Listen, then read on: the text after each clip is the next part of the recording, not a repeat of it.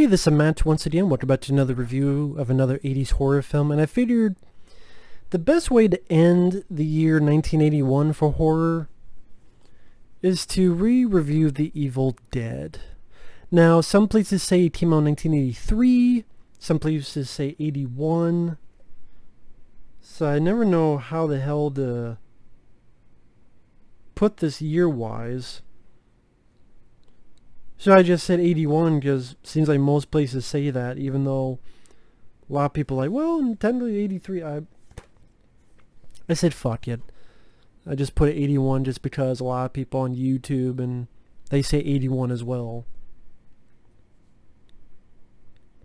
But The Evil Dead, I remember the first time I saw this was on a VHS tape because, funny enough, I saw the Evil Dead films kind of backwards. I saw Army of Darkness first, and I enjoyed it. And then it was a Fangoria magazine. I remember it had like Jason on the cover, and it was I forget what it was, a magazine that had like just reviews of various horror films. And then I came across this picture of Bruce Campbell. I'm like, wait a minute, that kind of looks like Army of Darkness, but that's not Army of Darkness. And then when I read this description of Evil Dead 2, I'm like, wait a minute, like, there's a prequel to Army of Darkness? Like, what? And then, based on what I read, I got a VHS tape Evil Dead 2 and loved it. Absolutely loved it. And then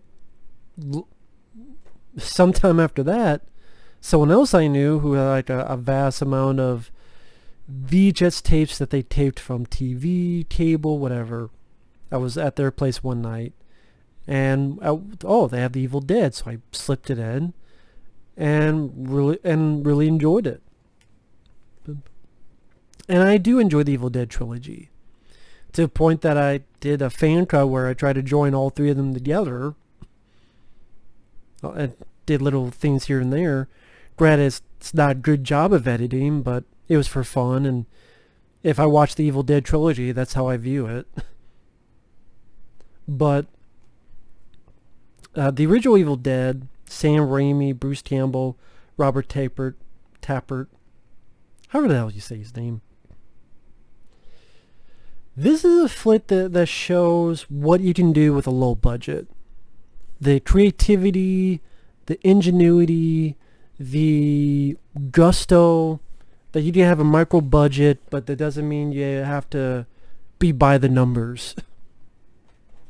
Because you take a simple premise of a group of friends go out to a cabin in the woods, find this Book of the Dead, it gets read because of this damn tape recorder.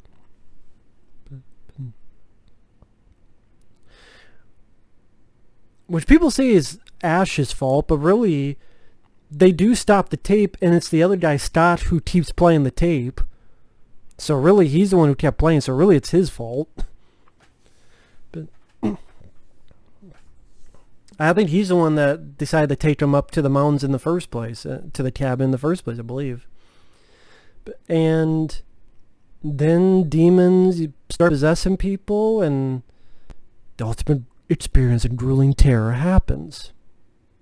Now, the acting, I would say I'm fine with Bruce Campbell and Ellen Sandweiss in this. Ellen Sandweiss plays Ash's sister. That was always kind of a weird thing in Evil Dead 2 and Army of Darkness. It's like they almost forgot that he had a sister when they would recap.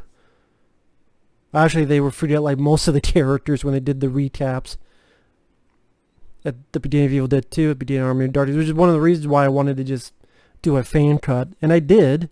It's not a good fan cut, but it's still a fan cut. Linking all the three movies together. It's like, you did forget that he did have a sister, not just a girlfriend, right? Which I know they mentioned on Ash vs. Evil Dead. I'll give them that. And they had Ellen Sandweiss come back. But I mean, the rest of the actors I thought did fine for what they had to do. I've seen much, much worse acting. I've always liked Bruce Campbell. I like that Bruce Campbell, people are like, oh, Ash is always like he was in Army of Darkness. I'm like, he's not really like that in Evil Dead 2, and he's definitely not like that in Evil Dead 1, but people they just keep saying Ash is Army of Darkness. I know I like Ash in Army of Darkness, but it's not just that. There's also Evil Dead 1 and 2, that Ash as well, which I liked and enjoy. I enjoy Bruce Campbell in this one. As a guy that he's trying his best, but he gets knocked down, but he gets up again. Never gonna keep you down. He gets knocked down. And he's just getting knocked down. He got shelves on him. And he's trying to get him off.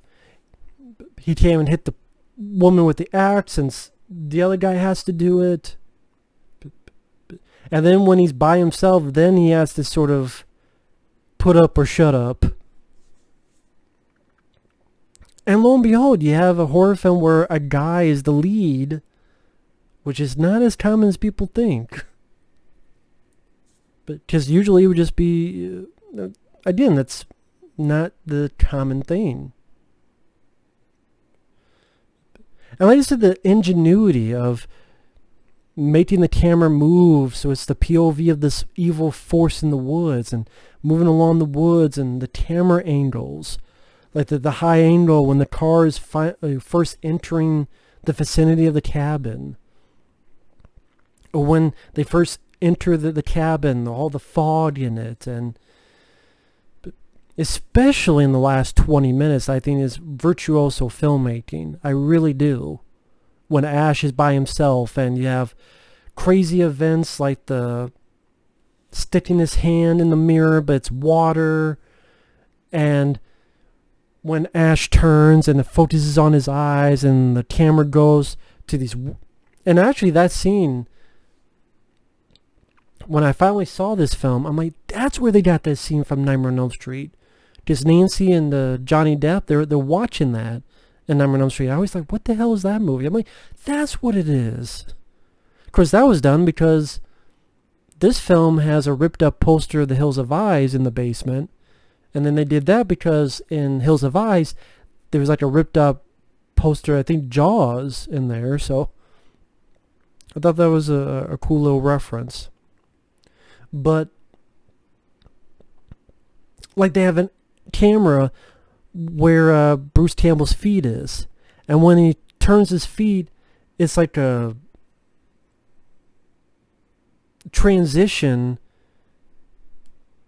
of the movement of the feet over the camera to another angle. And that's what I mean. It's just, let's have the camera up here, and as it passes each of the boards, looking down, Bruce Campbell has this wah, wah, wah, wah, wah, wah.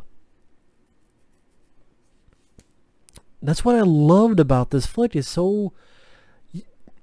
Why don't more filmmakers do that? Instead of just sitting the camera there, or just having the camera like this, and that's it. Like this is like, okay, we got a basic plot. Let's show them a lot of footwork. And the footwork was impressive. And then you have over-the-top gore. Yeah, it's not state-of-the-art effects, but for a low budget, it was fun to watch. I mean, yeah, you have like when Ash hits his girlfriend, and it's like obviously rubber, and it bounces off her head. And at times her hair is like gray, and there are a lot of technical mistakes. You have a drinking game with how many you can spot, you'd be dead of alcohol poisoning. Yeah, there's that. I'll give you that. But the gore was still fun to watch. Like when the possessed person trying to get their hand, and he's hitting the butt of his shotgun to help squish it, or shooting a shotgun shell into one of the possessed cheekbone, cutting his girlfriend's head off with a shovel, and the blood spurting on Ash's face. The ending when he puts the book in the fire and they melt in this, I thought, cool looking stop motion effect. Because I like stop motion. Sadly, they never use that anymore in movies. But I always liked the stop motion, the way it looked. But then it falls down and the fucking head explodes and Brain Man and Bone hit Ash in the face. And just the turmoil this character goes through. Like when the girlfriend comes off from the dead and is like scratching and digging into his leg. Or when he's in the basement and you have this big pipe unleash gallons of blood on his face. And then you do their fun Three Stooges homage to the episode of Plumbing We Will Go, where in that the Three Stooges are plumbers and water's filling up anything. Only this is like, how about the Three Stooges but with blood? So instead of that, the water filling up a light bulb, here it's blood filling up a light bulb, or blood coming out of the wall sockets. Or I love the bit when there's a projector and it blinds Ash, and that music. And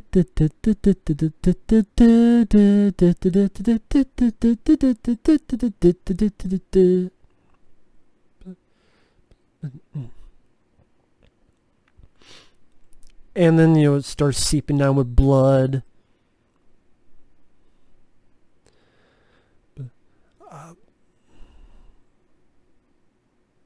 I think the score, was it Joe LaDuca? I like the score. Can't believe I'm sure remember who did the score for this. Yeah, Joe LaDuca. Like the musical score. Love the look of not only the Book of the Dead itself, but I like the look of the Deadites, as they would call. We're coming to get you, not another peep. Time to go to sleep. And I thought they did well as the possessed Deadites. I like the makeup on them. And I've heard the stories about how painful those contact lenses are, so I'm glad it wasn't them.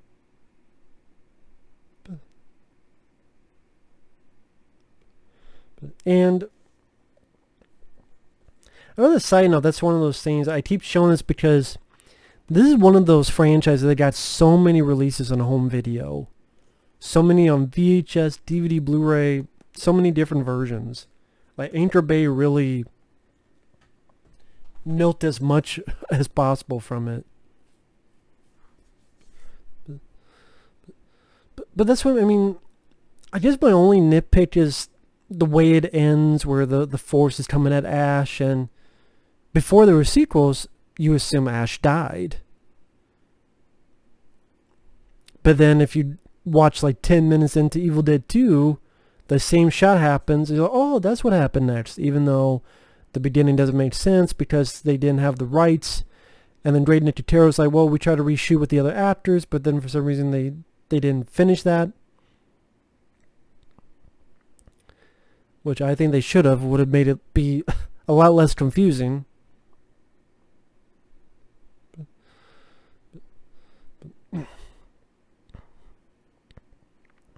But yeah, other than that, I just really appreciate what these guys did with such a low budget. With how, that's why I don't buy a lot of these people like, oh, we didn't have the budget for this. These guys didn't have a budget at all. Look what they were able to do. With the directing, the camera work, whether it was good or bad effects, they tried to go for broke on the gore. And, the Deadites, and the score worked well, and it was ambitious. That's the word I'm looking for. Ambitious. I find a lot of horror movies, especially today, that go direct to video, they're not ambitious at all. If they were, we'd get more Evil Deads and less. I can't even think of a recent direct to video horror film nowadays. Like, show some fucking ambition, man. By doing that ambition, by showing ambition, it led to Sam Raimi doing stuff like the Spider-Man movies. But, I mean, it did. it definitely helped. But so, I mean, this is one of those films that it's hard to, like, what can you talk about that has been talked about before? I mean, the rape scene with the trees. Did I need it? No. Did it bother me? No. It's, of all the supernatural stuff, it's the stuff that's the least interesting to me. I know Sam Raimi feels the same way. That's why you didn't really have anything quite like that in any of the other films. I do like The Evil Dead. I know people laugh at it. I never really laughed at Evil Dead. I mean, a little bit when he's hitting his girlfriend and it's bouncing off the head because the fucking thing is pretty much foam. Okay, but not as much as other people did. I kind of took it for what it was, that it was supposed to be serious. And I would actually prefer seeing an Evil Dead where it was more in tone of the first Evil Dead. I mean, Evil Dead 2 is my favorite, but even that where Ash is trying to be serious. Because Evil Dead 1 and 2, he's not... He has, fun lines in Evil Dead 2, like, groovy. Come get some. Like, to be in that tone in another Evil Dead movie or whatever would be nice. But sadly, it's like they did the TV show, they took Army of Darkness and amplified that by 10, which for me was a mistake and was one of the reasons why I did not like Ash vs. Evil Dead. There were other reasons. I did a review of it, but I prefer him trying to go back and do Ash from Evil Dead 2 or even this one than Army of Darkness. I'm fine with Ash, but don't amplify that by 10. But that's just me. But yeah, the ambition, the camera work, what they try to attempt with and the gore and the look of the Deadites really has an energetic feel because of how the different places and angles and camera techniques that they had. And that's another thing I liked about Evil Dead that kind of got lost in the shuffle later, was that it wasn't just the Deadites, but just how they affected the world. Like that third act, a lot of it is like, they did that in Evil Dead 2 where like the lampshades and stuff are laughing at him. In this one, like they said, when he's looking at the mirror and it becomes water, and the projector and the blood from the pipes. I missed that part of Evil Dead when they did like the show and such. It didn't feel like they did much of that. I mean, Deadites are fun, but I missed the other, stuff as well. That was, they did some of that in Evil Dead 2 and definitely in this one. Again, that was cool to see. But yeah, The Evil Dead, I do think it's a classic. Really enjoy the Evil Dead trilogy. I played the video games. The one for PlayStation 1, Hail to the King. The problem with that is very bad controls because it's trying to be like the original Resident Evil. I mean, it was on PlayStation 1. The best part was Bruce Campbell came back to do the voice. Had some fun lines in it. The other big problem with that game is the respawning enemies. Like you walk 2 feet, another enemy respawns, and you walk 2 feet more, and then you run out of bullets and gas so quickly. So Evil Dead Hail to the King kind of stopped being fun quick. Fistful of Boomstick, the first game that went on the PS2, which I played on the channel for those who want to watch. I love A Fistful of Boomstick. I wish that was turned into a movie. Instead of doing Ash vs. Evil Dead, I wish they turned Fistful of Boomstick into a movie. I think that would have been cool. Then Regeneration was fun. I mean, it was like an alternate Evil Dead 3. But the ending was not even an ending. It's just almost ended on they went through a portal and then it ends. I'm like, wait a minute, where's the ending?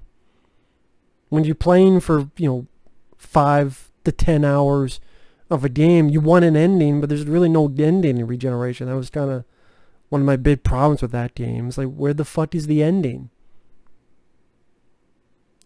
But anyway, I don't know what else to say, but Evil Dead, love it. Classic. Thanks for watching. Take care. And we will see you in the next video as I start going to the horror films of 1982. Later.